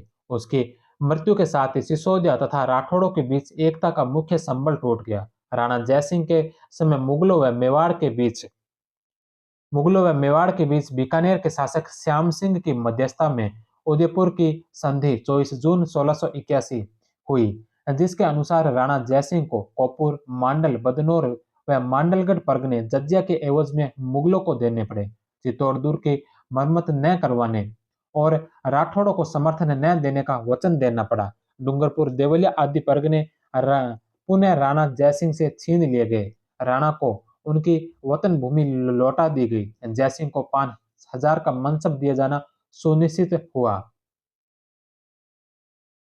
अकबर के समय में सबसे कम मनसब कितने का था? अकबर के समय सबसे कम मनसब कितने का था? तो सबसे कम मनसब था 10 का और सबसे अधिक जो मनसब था वह था 10,000 का। 1 नंबर ऑप्शन। अकबर ने अपने शासनकाल के 3 प्रमुख अंगों सामंत, सेना तथा नौकरशाही को एक सामंत व्यवस्था में संगठित कर दिया। न्यूनतम मनसब का अंक 10 और अधिकतम का 10,000 था। मनसबदार अपने घुड़सवारों की संख्या पहले बताता था, तब सरकार द्वारा उसका वेतन निर्धारित कर आधा वेतन पारावर्दी पहले ही दे दिया जाता था। तत्पश्चात घोड़ों का निरीक्षण, दाग व हुलिया करवाया जाता था। इसके बाद बकाया वेतन भी दे दिया जाता था। 10,000 का मनसब सर्वोच्च मनसब युवराज युवराज सलीम को दिया गया था, जिसे बाद में बढ़ाकर 12,000 कर दिया। सामान्यतः नियुक्तियां केवल 5,000 के ही मनसब तक दी जाती थी। केवल विशेष व्यक्ति को अकबर द्वारा 7,000 का मनसब दिया जाता था। नेक्स्ट क्वेश्चन है कि निम्नलिखित में से कौन सा शहर मुगल भारत में एक टकसाली शहर नहीं था? कौन सा शहर है जो मुगल भारत में एक टकसाली शहर नहीं था? तो मुगल भारत में मुख्यतः 4 टकसाली शहर थे, जिनमें आगरा था, अजमेर था, अहमदाबाद था और दिल्ली था। जयपुर नहीं था, जयपुर की जगह दिल्ली था। तो 2 नंबर ऑप्शन। अकबर ने मुगलों के टकसाल और मुद्रा व्यवस्था में महत्वपूर्ण परिवर्तन किए। मुगलों की मुद्राओं का प्रचलन राज्य द्वारा नियंत्रित टकसालों के माध्यम से किया जाता था। यह टकसालें साम्राज्य के विभिन्न भागों में थी, जिनमें दिल्ली, आगरा, अहमदाबाद और अजमेर प्रमुख है। नेक्स्ट क्वेश्चन है कि दारा सिकों को सजा देने के सवाल पर किसने उसकी प्राण रक्षा की प्रार्थना की थी? दारा सिकों को सजा देने के सवाल पर किसने उसकी प्राण रक्षा की प्रार्थना की थी? तो दानिशमंद खां ने। अजमेर से 4 मील दूर, अजमेर से 4 मील दक्षिण स्थित दोराई की घाटी की लड़ी लड़ाई मार्च 1659 औरंगजेब के खिलाफ दारा की आखिरी लड़ाई थी। बोलन दर्रे में स्थित दादर के एक बलूची अफगान सरदार मलिक जीवा ने दारा व उसके पुत्र को कैद कर लिया। दानिशमंद खान ने उसकी प्राण रक्षा की प्रार्थना की थी। नेक्स्ट क्वेश्चन है कि औरंगजेब के काल की निम्न घटनाओं को कालक्रम अनुसार अव्यवस्थित कीजिए। औरंगजेब के काल की घटनाएं, सबसे पहला है गोकुल के नेतृत्व में जाटों का विद्रोह। तो गोकुल के नेतृत्व में जाटों का विद्रोह हुआ था 1669 में। तेग बहादुर की हत्या, तेग बहादुर की हत्या हुई थी 1675 में। शहजादा अकबर का विद्रोह, शहजादा अकबर का विद्रोह था 1681 में। और राजाराम के नेतृत्व में जाटों का विद्रोह, राजाराम के नेतृत्व में जाटों ने विद्रोह किया था 1685 में। तो ये चारों ही क्रम वाइज है, 1 2 3 4, 1 नंबर ऑप्शन। गोकुल के नेतृत्व में जाटों का विद्रोह 1669 ईस्वी में। गुरु तेग बहादुर की हत्या 1675 ईस्वी में। शाहजादा अकबर का विद्रोह 1681 ईस्वी में। राजा राम के नेतृत्व में जाटों का विद्रोह 1685 ईस्वी में। नेक्स्ट क्वेश्चन है कि मुगल काल का सबसे प्रसिद्ध बंदरगाह बाबुल ए मक्का, मुगल काल का सबसे प्रसिद्ध बंदरगाह बाबुल ए मक्का था। तो यह क्या कौन सा था? तो यह था सूरत बंदरगाह। मुगल काल का सबसे प्रसिद्ध बंदरगाह सूरत बंदरगाह था, जिसे बाबुल ए मक्का कहा जाता था। नेक्स्ट क्वेश्चन है कि अकबर की राजपूत नीति के विषय में सत्य कथन क्या है? अकबर की राजपूत नीति के बारे में सत्य कथन कौन से हैं? तो अकबर की राजपूत नीति गाजर व छड़ी की नीति पर आधारित थी। तो यह सही है। दूसरे कि राजपूतों की वैदेशिक नीति का निर्धारण अब बादशाह करेंगे। राजपूतों का राज्य वतन जागीर के रूप में उन्हीं को आवंटित होगा। और मुगल घराने से वैवाहिक संबंध स्थापित करना राजपूतों की स्वेच्छा पर निर्भर था। तो चारों ही ऑप्शन इसके सही हैं। उपयुक्त सभी 4 नंबर ऑप्शन। अकबर ने राजपूतों से सैन्य सहायता व प्रशासनिक सहयोग प्राप्त करने हेतु जो नीति अपनाई वह गाजर व छड़ी की नीति कहलाती है। राजपूतों की वैदेशिक का निर्धारण अब बादशाह करेंगे। राजपूतों का राज्य वतन जागीर के रूप में उन्हीं को आवंटित होगा तथा मुगल घराने से वैवाहिक संबंध स्थापित करना राजपूतों की स्वेच्छा पर निर्भर था। नेक्स्ट क्वेश्चन है सूची 1 को सूची 2 से सुमेलित कीजिए। यहाँ पर कुछ पुस्तकों के ग्रंथों के नाम दे रखे हैं।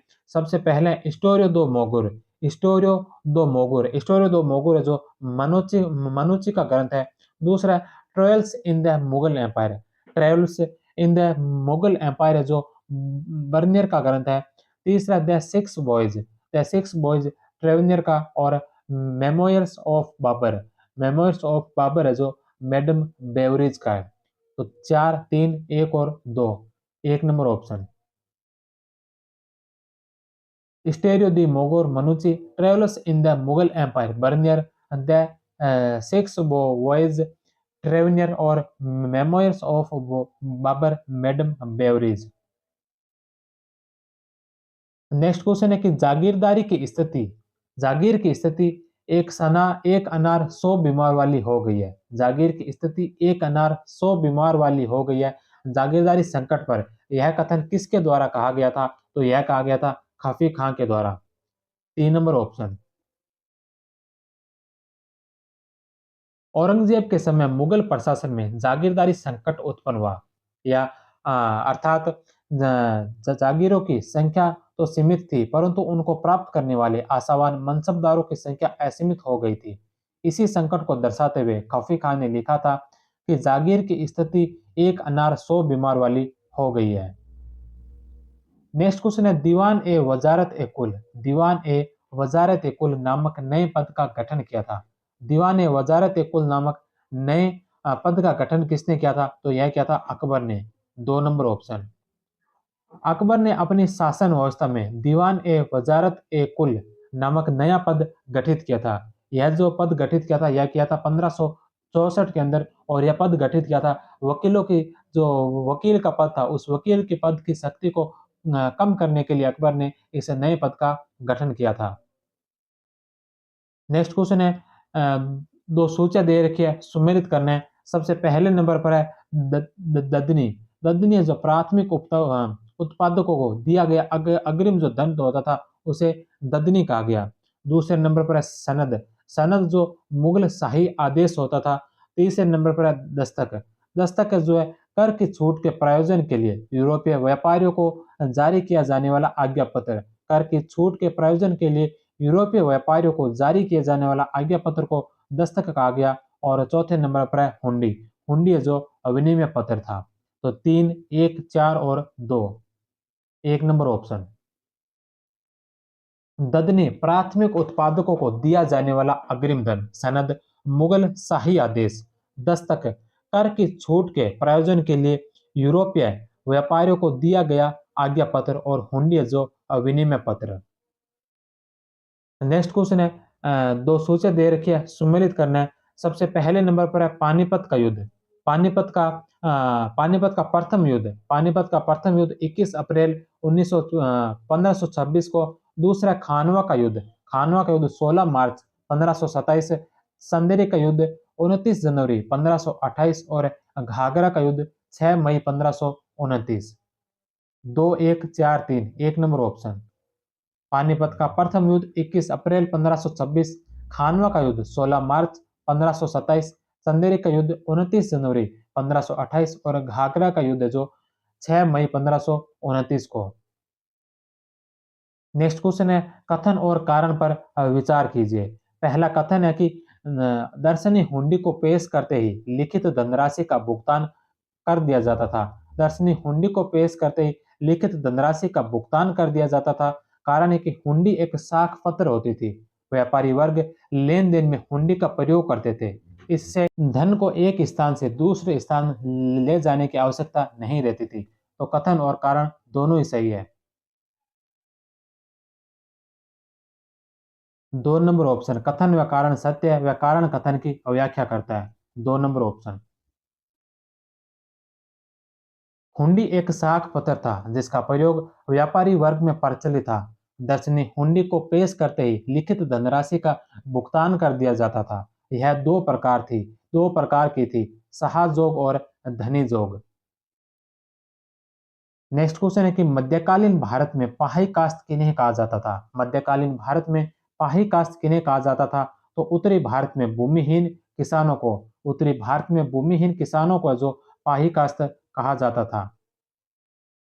मुगल कालीन कृषक समुदाय 3 वर्गों में विभक्त था। खुद कास्त, ये किसी गांव के मूल बासिंदों के वंशज थे एवं उसी गांव की जमीन पर खेती करते थे।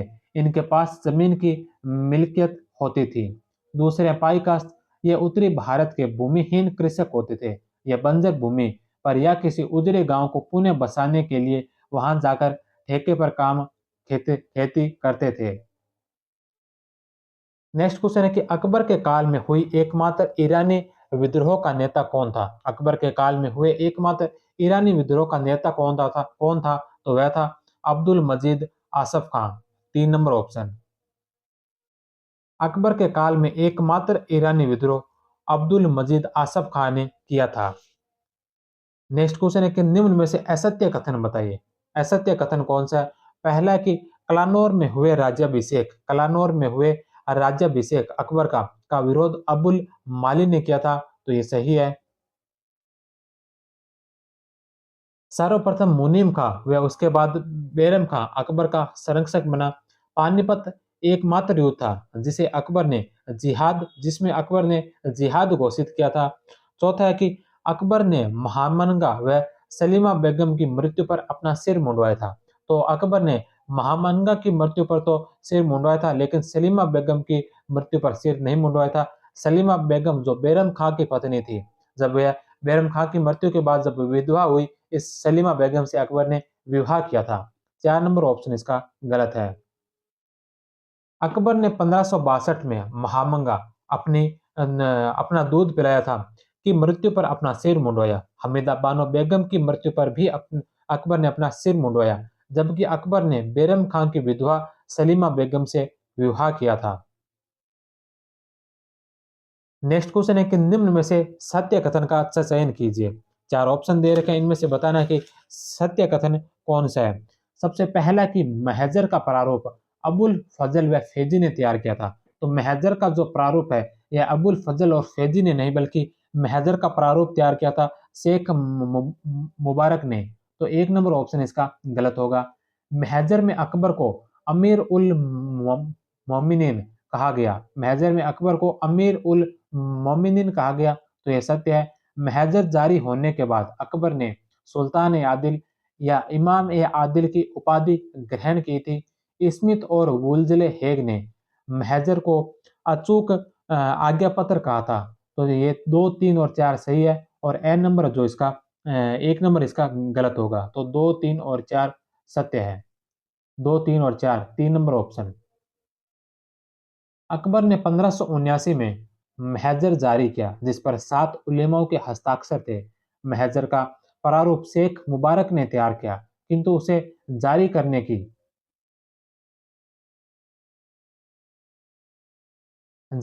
की प्रेरणा शेख मुबारक व उसके पुत्रों अबुल फजल व फैजी ने दी थी। नेक्स्ट क्वेश्चन है कि फतेहपुर सीकरी के इबादत खाने में भाग लेने वाले धर्माचार्यों का मिलान कीजिए। फतेहपुर सीकरी में इबादत खाने में भाग लेने वाले धर्माचार्य धर्म और उसके धर्माचार्य। तो हिंदू धर्म से भाग लिया था पुरुषोत्तम दास से। जैन धर्म से जो भाग लिया था वो लिया था शांति चंद्र ने।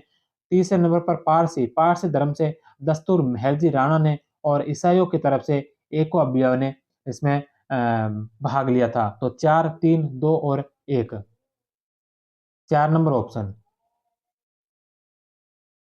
हिंदू धर्म पुरुषोत्तम व देवी पंडित। जैन धर्म से हरिविजय सूरी, जिन चंद्र सूरी, विजय सेन सूरी, शांति चंद्र, भानुचंद्र उपाध्याय। पारसी धर्म से दस्तूर मेहरजी राणा। ईसाई धर्म से एकोबिया मॉन्सेरेट और एनरी क्वेज ने। नेक्स्ट क्वेश्चन और आज के इस क्लास का अंतिम क्वेश्चन है कि जहांगीर की 12 घोषणा या अध्यादेश में शामिल नहीं था। जहांगीर ने जो 12 अध्यादेश या 12 घोषणाएं जारी की थी उसमें शामिल क्या नहीं था। जकात, तमगा, मीर बहरी आदि करों का निषेध किया। संपत्ति पर बलपूर्वक अधिकार करने पर रोक लगाई। बुधवार या गुरुवार को पशुवध पर रोक। तो पशुवध पर रोक जो बुधवार और रविवार को नहीं बल्कि रविवार और गुरुवार को की थी। तो बुधवार की जगह गुरुवार आएगा। 3 नंबर ऑप्शन इसका गलत है। कैदियों को आम माफी, तो यह भी सही है। 3 नंबर ऑप्शन इसका असम्मिलित है। जहांगीर ने गुरुवार व रविवार को पशु वध पर रोक लगाई। गुरुवार को जहांगीर का राज्याभिषेक हुआ था जबकि रविवार जो अकबर का जन्म दिवस था। तो यह था 8 नंबर टेस्ट और मध्यकालीन भारतीय इतिहास का तीसरा टेस्ट।